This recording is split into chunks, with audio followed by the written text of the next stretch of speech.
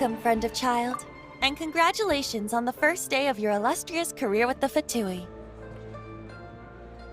You sound remarkably sure of yourself. Remember, we are mere mortals. Our ideas are fluid like water. Only the Tsaritsa truly has a will as solid as the permafrost. But back to the matter at hand. Childe tells me that he has upheld his end of your agreement. What agreement? Oh, the thing about him helping us find a guy? Correct. Childe promised he would find someone to break the stalemate, and the Harbingers do not break their promises lightly. Ah, where is that guy anyway? Childe is currently at Lioli Pavilion. Oh, Paimon knows this one! Ahem. There are two styles of cooking in Lioli, known as Li style and Yue style. They have been competing for centuries, but neither has emerged as the clear winner. The flagship restaurant of the Li style is the Lioli Pavilion. The owner especially chose to open the restaurant at Feiyuan Slope so they could compete face-to-face with the Xinyue Kiosk, which is the flagship restaurant of the Yue style. Don't talk to Paimon like that! Anyway, Paimon's hungry. Let's get moving. Aha, you made it. As promised, I have found someone who can help you. Someone who can solve the mystery of why the Liu Qixing would hide the Geo-Archon's vessel. So, where is he? In Lioli Pavilion? He certainly is. Come, I'll introduce you. I took the liberty of setting up a business dinner, as per the Liu custom.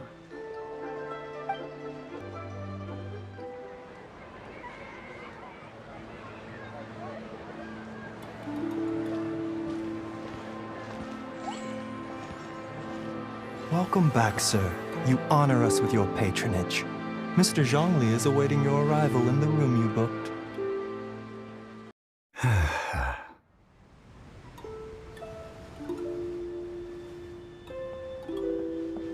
Hi.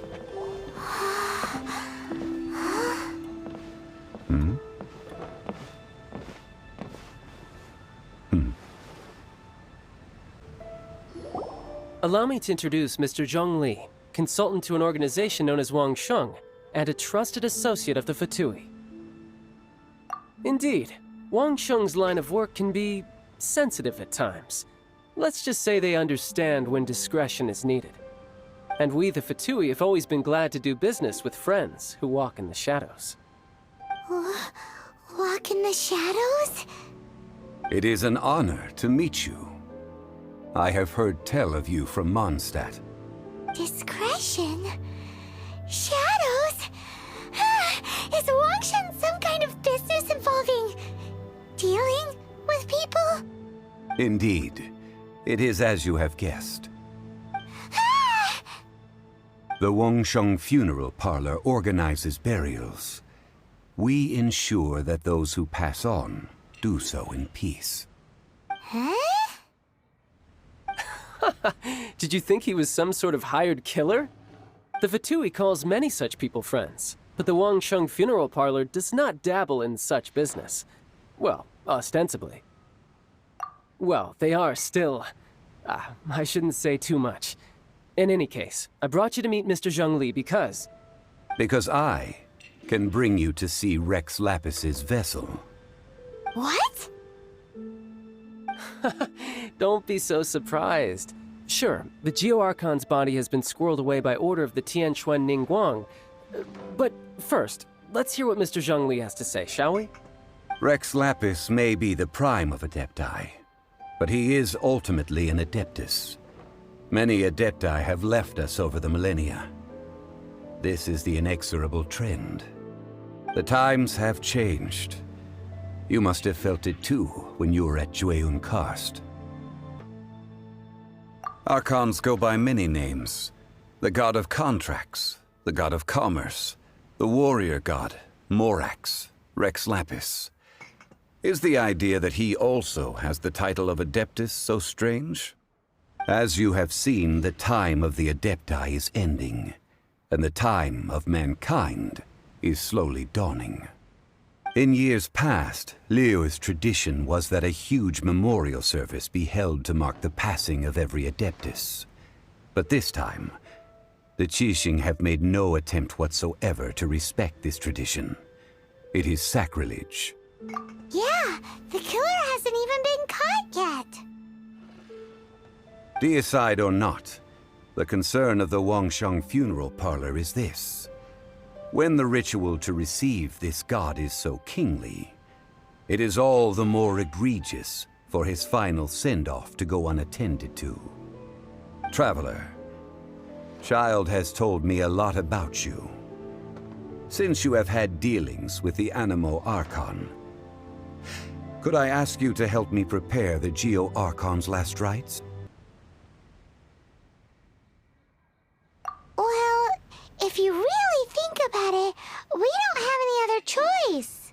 Indeed, no amount of consideration can change this outcome.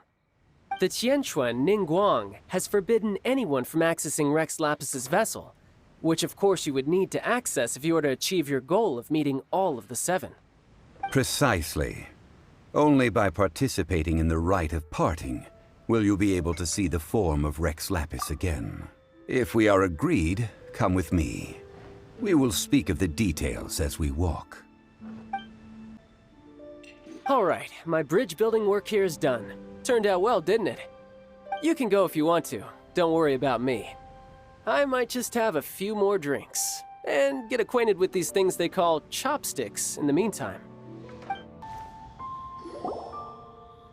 After having experienced the land of the absentee Archon, Traveler, how does it feel to know that our Archon and Adepti are here all around you in Liyue? Indeed, the weight of 3,700 years' worth of history runs deepest in the true divinity of Liyue. Organizing the rite of parting should prove to be an enlightening part of your travels. Liyue is the most prosperous of the 7 nations, defended by deities and ruled by the Qixing. As such, the diplomatic maneuverings of the Fatui have gained no purchase here. Ningguang of the Qixing has always been on her guard against the Fatui.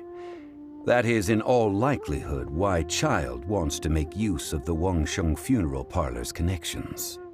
Huh. What would Childe get out of us doing the rite of parting anyway? I neither know nor do I wish to know. As far as I am concerned, the Fatui are merely financial sponsors. I only wish for Liyue's traditions to endure. These are the advance funds that Childe has provided. If you use them up, you can go to him to apply for any subsequent funding. Wow! Well then, let us be off. The first step in our preparations shall be to obtain some prized Noctilucous jade worthy of a deity.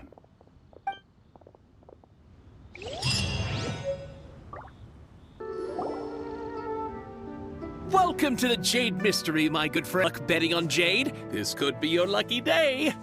It's cheap and it's fun, and who knows, you just might strike it rich.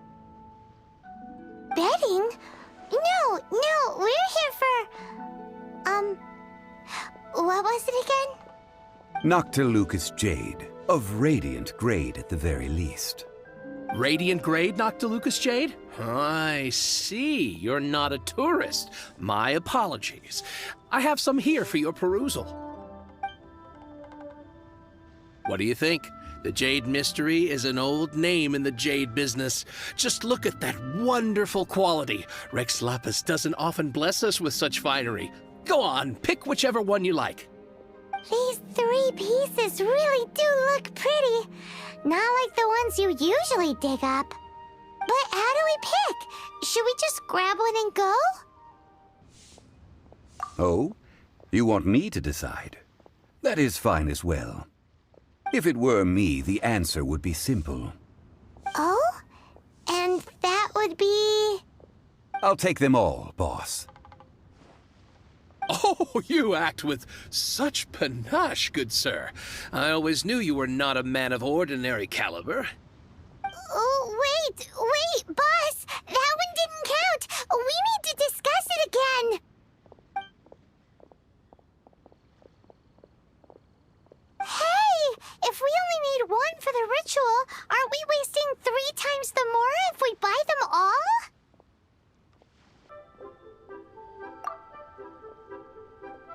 Oh, Mora.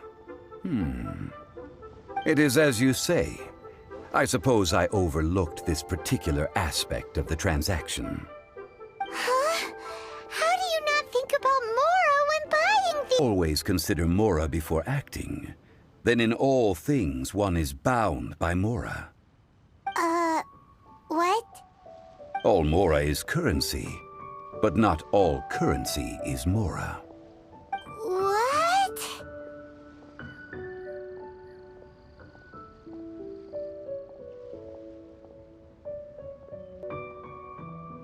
Is this how the rich live? Well, he knows a lot about big money, but not a lot about big savings. No need to waver. Even when I am constrained by Mora, I have ways of working around my limitations. Evaluating the quality of Noctilucous jade is indeed very tricky. As crude ore, there is little difference in texture, lustrousness, and internal pattern between good and bad jade. Only after the item made using Noctilucous jade has taken shape will you be able to see whether it is up to par or not. If you return to those crafty merchants to quibble, they will counter by saying that your crafting bench is to blame, or that your heat control was poor. Whoa! To think it's that easy to get cheated! But there is a way to truly evaluate this jade, and a true insider would know it. A fool sees the pointer and misses the moon. What does that mean? If you point at the moon with your finger, a wise man knows that you are pointing at the moon, while a fool will only see the finger. The patterns, the facade, these are all the finger. Noctilucous jade is a mystical stone used to light up the darkness, and so its brightness is the important thing. It is the moon. Noctilucous jade of excellent quality would have superior pyroaffinity. In other words, the bluer and brighter the luster of the ore under high temperature, the higher its quality. I have imparted the priceless secrets of the jade trade to you. Now, all that's left is to put it into practice. Priceless, huh? Hyman's just sad that we might never be able to use it again.